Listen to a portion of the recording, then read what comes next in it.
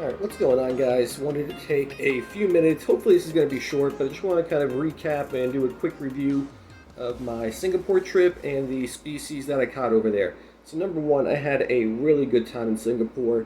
Usually, when I'm picking my trips, I like to make sure that the place I'm going to meets three kind of standards. So, number one has to be, doesn't have to be cheap, it has to be affordable. It can't be a super expensive trip. Singapore is more expensive than a lot of places that I've been to, or a lot of places I could have picked. It's kind of on par with the United States. Um, After the conversion rate, most things that you buy there, including kind of hotels, Ubers, that sort of thing, they're the price is comparable to what you would pay in like a major, not even a major U.S. city, but just anywhere in the U.S. So it wasn't a super expensive trip, but it also wasn't a super cheap trip either. So number one, I look for something that's affordable. Singapore kind of meets that, although it also kind of does. If you're looking for cheap, you got to find something else. Number two, I look for safe. There's a lot of places I would like to fish that I just don't feel comfortable traveling to. And not only Singapore, but most of Southeast Asia is not only relatively safe, but I think safer than most of the world and most of the U.S. Singapore, I felt super safe no matter where I went, no matter what time of day it was. It's pretty low on crime. Most of Southeast Asia is very accepting and welcoming to foreigners, Westerners. It's a very popular backpacking destination for that reason too. And I spent some time a few years ago in Southeast Asia, not in Singapore, but a lot of the countries around it, and just felt super safe. So I think safety is pretty top priority, and it meant that as well. Number three, it has to have good fishing. And Singapore by far had amazing fishing. Definitely check that box. Um, I ended up catching 63 different species, but there's I don't know how many were sampled in Singapore's waters, but it's got to be in the hundreds. I know Hawaii has, I think, 1,200 different species that were sampled around its islands. I don't know if Singapore is quite there, but it's definitely in the hundreds. So yeah, fairly affordable, safe, and good fishing. So that is why I ended up going to Singapore, and it was a great trip. A little tough to get there. Took well over a day between the travel and the time delays. Going there, I had a 5 hour flight from Miami to LAX. I believe it was a 12-hour flight, give or take, from LAX to Tokyo, then a 7 hour flight from Tokyo to Singapore. So, including all the layovers that I was at the airport after a couple hours, it ended up being like 32 hours or something like that, maybe even a little bit more. Coming back was a little bit better. I had a layover in London, so 12 hours from Singapore to London. Uh, 8 hour layover in London, I think it was, and then 12 hours, a little bit less, back from London to Miami. So it was like 11 hours and some change. So Singapore is basically on the exact other side of the world, so no super easy way to get there, but well worth it once I ended up getting there. And yeah, once I was there, I would say it's kind of like a mix between the United States and then a lot of like European cities. It's a tiny country. You could go from one side to the other side in half an hour, 40 minutes maybe by car. But yeah, it's a tiny country. It's very urban. It didn't feel like I was in a U.S. city, but it also didn't feel like I was in a European city. But it had like some European influence. It was very interesting. But yeah, really nice country, really urban, super easy to get around. Pretty good transportation system. I ended up using their version of Uber, which was called Grab a Lot, and again about $10 a ride, so very comparable to what you're going to pay in the U.S. Food was good. A lot of Western restaurants. I ended up going to McDonald's and Subway a lot just because I was trying to save some money because I was spending a lot of money kind of at the hotels and fishing and whatnot. But also a lot of traditional kind of not only Singaporean restaurants but Thai restaurants. What else was there? Indian restaurant. Just a very good mix. Very westernized. Just anything you could think of, you could find it in Singapore. It's not like some other countries in Southeast Asia where it's a little bit harder to find westernized food. But yeah, so that's kind of the Singapore thing. We're already over 4 minutes into this, and I haven't talked about fishing yet. So let's go ahead and jump into that. So I ended up catching 63 different species. 60 got added to the life list. One fish is a species that I've caught before, and two of them I have not been able to identify, at least not well enough for me to be comfortable adding them to the life list. First up, I would like to thank SG Multi-Species Fishing. That's his Instagram handle. Definitely go give him a follow if you are not only interested in Singaporean fish, because that's where he mostly fishes, but just some really cool fish species in general. He's a life lister who I think today he posted he caught his over 300th fish species, most of which are from Singapore. He helped me a lot with tips on how to fish, probably most importantly the fish IDs, because that would have taken me an extremely long time. He was really, really good at that. Just sent him a picture and he ID'd it right away, and some fishing spots. So definitely big shout out to him. Well worth a follow if you head over on Instagram. I'll see if I can leave a link to his Instagram page in the description of this video. But yeah, let's get into the life list. So I kind of broke it down based on kind of family of fish. So first up, I'm going to see if I can put some pictures in right here. That's why I was kind of off to the side. But first up, the brown striped wrasse. It's a smaller species of wrasse. At least all the ones I've caught were pretty small. Kind of basic looking. Pretty nice though, brown stripe running along its body. Number two, this is the pastel green wrasse, which I think was the second best looking wrasse species that I've caught.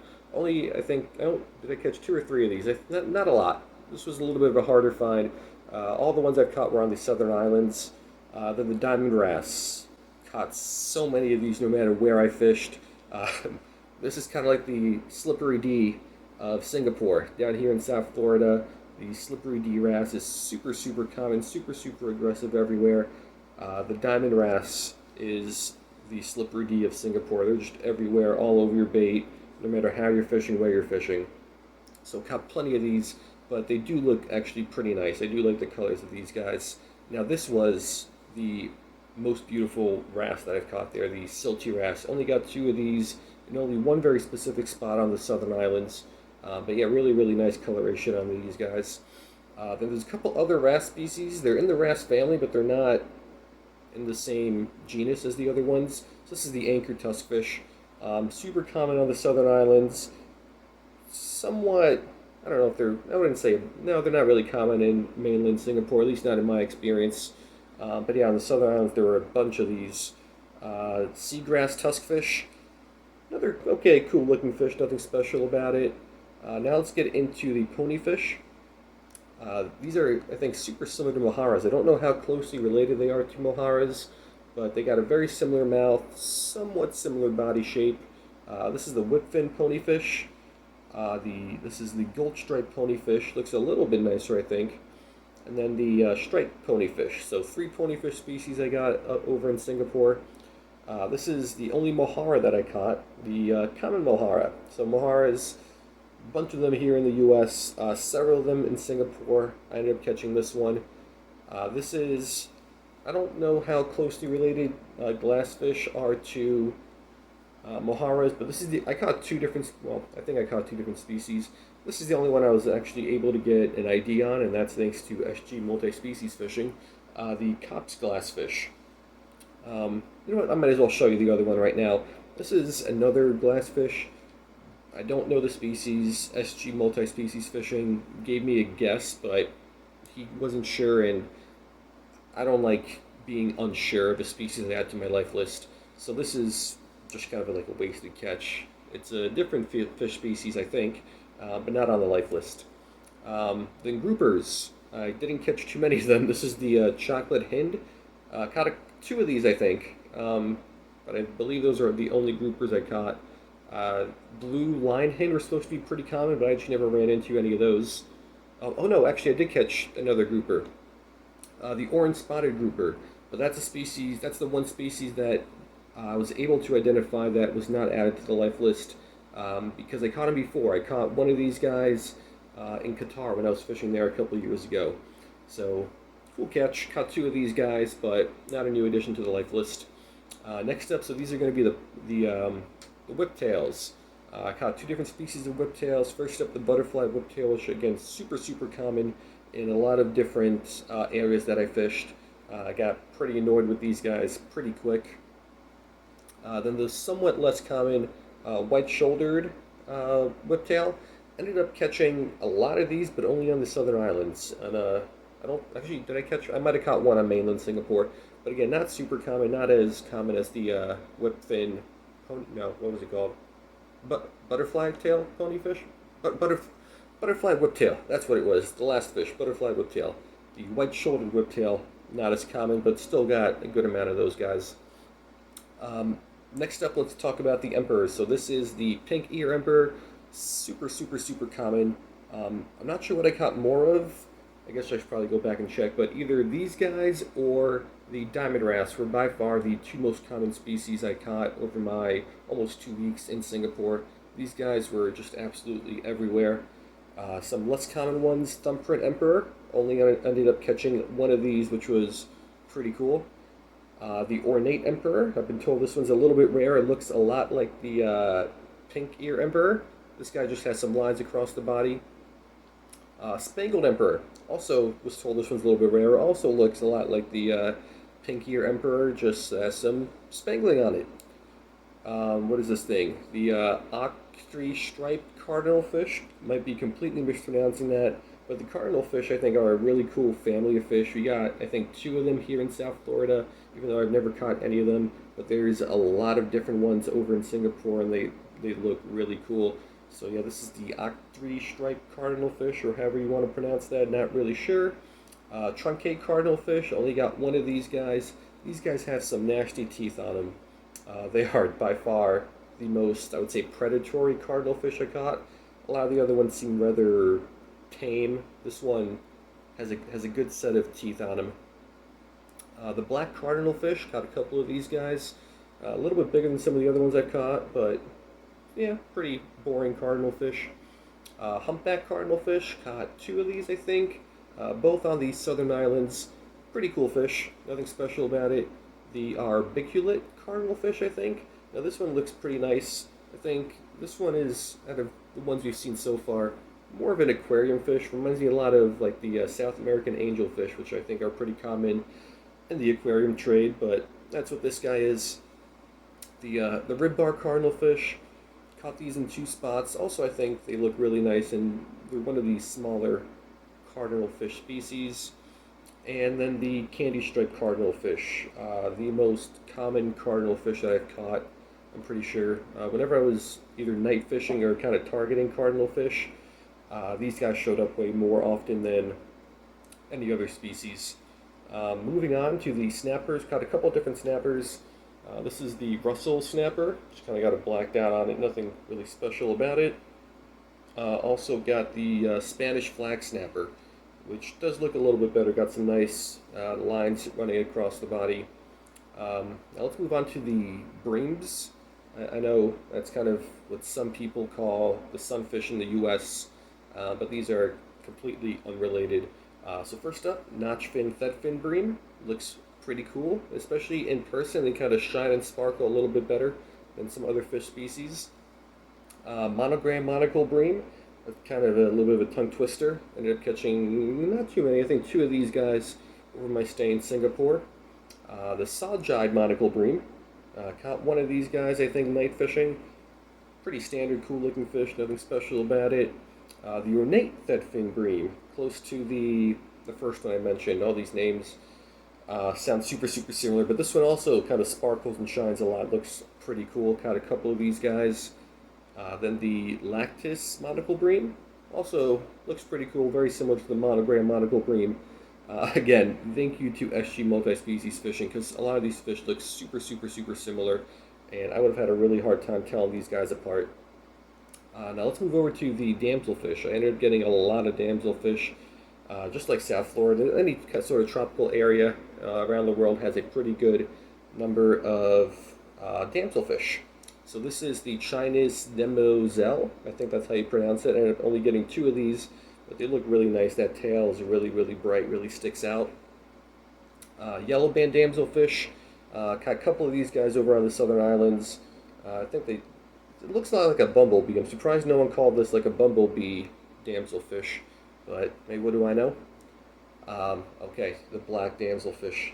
That's not the name of it, but there's a couple black or dark colored damselfish, super, super hard to tell apart, similar to like the cocoa longfin and Bo Gregory damselfish here in South Florida. Just very, very minute differences. So this is the three-spot damselfish. It's got a spot on its ear flap, a spot on its pelvic fin or pectoral, one of those, then a spot over on the right before where the tail starts on the caudal. But you can't tell this guy apart from this guy, the smoky damselfish. Actually, you kind of can. This guy has, instead of a black dot, it has like a dark green dot over on the opercular. But again, super, super similar. And then the silty damselfish, again, looks super, super similar to the other two, but has, I believe, only two dots, not three dots. I don't know. But it also has like a blue dot on the opercular instead of a green dot that the smoky had. So it's super, super similar, very minute differences. You definitely got to know what you're doing when you ID these guys, and I do not. So thank you, SG Multi-Species Fishing. This is a silver demoiselle. I don't know, we got a couple of these on the Southern Islands. Somewhat cool looking, a little bit more elongated than some other damselfish. Now the Sargents. Here in South Florida, we got the Sargent Majors that are super common. This is the Indo-Pacific Sargent. I'm pretty sure this guy has, I only caught one of these guys, and I'm pretty sure this guy has like a deformed lower lip, but looks almost identical to the Sargent Majors we have here in South Florida. Then the Bengal Sargent looks pretty cool. A little bit, it looks more like a tiger, kind of. Like a yellowish gold body, some dark bars, and then it has a little green dot on the opercular. Looks really cool. Then my favorite was the Scissor Tail Sargent. It has these two lines that run along the tail, and it kind of looks like scissors. But in the sun, this guy would sparkle really, really nicely. Some like neon electric bluish greens. The pictures don't do it justice, but it looks really, really nice live and in person. The gobies, I tried so hard to catch gobies, and it did not work out. Waited until my last day to finally catch my first one. The tide situation was tough in Singapore. I gotta look this up because I'm not sure, but I believe the closer you are to the equator, the less time there is that the tide cycle moves each day, if that makes any sort of sense. So growing up in New Jersey, if high tide today was at noon, tomorrow the high tide would be about 1 o'clock, right? So it moves by about an hour each day, give or take, sometimes a little bit less. But I don't know why. I think it's because it's closer to the equator. Singapore is only 1 degree north of the equator. But the tides, they won't move by an hour each day. It's only like 30 minutes sometimes. I think it's because it's closer to the equator, but I'm not really sure. So during my 2 weeks I was there, it was a little tough to be able to get out and fish at the tides I wanted. Just because if I missed one opportunity, I wouldn't get another one until my trip was over. Here in Florida and where I'm from, New Jersey, the tides move a lot faster. Not move faster, but you know what I'm talking about. Day to day, the time changes greater. So if you miss today, you really got to wait 6 days or so for you to have that tide again at a time that you can fish. I'm rambling. I hope this makes sense. It makes sense in my head. But anyway, the tide just weren't ideal for goby fishing. So I had a really hard time. I ended up getting 3. This is a shadow goby, the most common one that I caught. Got, I don't know, half a dozen of these guys. This is the dusky frillfin goby, the frillfin goby family. The frillfin gobies are very common in the U.S., but not this species. We got a couple frillfin gobies in the U.S. This one we don't, but pretty cool. It's got some blue dots running along the body, which is the ID feature. And then this is one that I thought was the same species when I caught it, but it's not. It's the Maget's goby, which also looks pretty similar. It's in the frillfin goby family, but a different species. This is a striped-nosed half-beak. Ended up catching 2 of these guys. Really cool looking micro. They got a super long lower jaw, and then just a little lip on the top jaw. So kind of like a needlefish that's missing its top jaw. So here, I think ballyhoo are the fish species that kind of looks most similar, but ballyhoo get a lot bigger than these guys. Oriental sand whiting. This guy's not really kind of related to anything else that I caught, but got 2 of these guys, I think. Needle-scaled queenfish, related to the leather jackets we have here in South Florida, same family. Got some nice spines on them that you don't want to get stabbed by. Filefish. This is the bristle-tail filefish. Really cool little fish. Love filefish. They're such a cool-looking family of fish. The fan-bellied filefish, probably the most common filefish in Singapore, just kind of based on the catches I've seen online. Only ended up getting one of these, but super, super cool. This is a redcoat squirrelfish. This guy, venomous spines, and he stabbed me over here, and actually for like literally 2, maybe even 3 weeks after I got stabbed, I still had a mark there, and it hurt for maybe half a day. So not overly venomous, but don't want to get stabbed by him again. Just a super nocturnal fish, really, really cool looking. Got one of those guys. Now this is a rare one, double-toothed soldierfish. I was told that SG Multi-Species Fishing, who's very keen on the Singaporean fishery, that no one has ever caught this from shore in Singapore. They're found in Singaporean waters, but I think they're a little bit more of a deep water fish or an offshore fish. I mean, look at that giant eye. They're just made for nocturnal lives, but also probably deep water lives. So I was pretty fortunate to get one of these guys. Short-nosed tripod fish, probably should have included this in the filefish family. They're not closely related, but they are related to filefish. Super cool. They got these two little pointy spines on their belly, so they kind of stand up like a tripod. Really, really cool. Oh, forgot about this snapper. Yellowfin snapper. So I got 3 snapper species. Red patched grunter. Doesn't really fit anywhere else, so I'll just include it here. Just another kind of weird catch. Goldline sweet lips. I've been told this is also a rare catch, but I'm not positive. Got one of these guys. Crescent grunter. Another grunter or grunt. Got several of these guys. These guys I noticed like sandy bottoms. Caught them in some sandy areas. Now let's move over to the freshwater fish.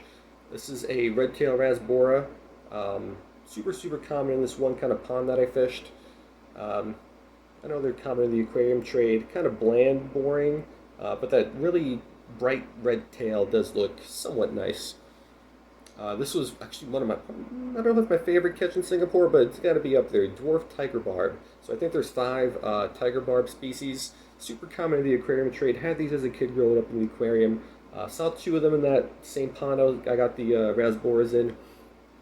But I only got 1 to bite, but 1 is all you need. Super, super cool looking fish. Really, really like it. Just, it pops really nicely. Great colors, great pattern, just an awesome fish. Pearl Danio, I think I'm pronouncing that right. Got one of these guys out of a little like creek canal type thing. Indo-Chinese spotted barb. Super common in that little creek canal that I fish. Got a handful of these guys. Let's see what else. Actually, I think that is it. There's one more. This is a saltwater catch. It's some sort of a sweeper species, but again, I couldn't positively ID it. SG Multi-Species Fishing gave me a good lead on what he thinks it is, but to confirm, you need to look at these teeth, and I don't have a good picture of the teeth, so I'm not adding it to the life list. But I believe that is it. So that video ended up being a little bit longer than I thought it would be.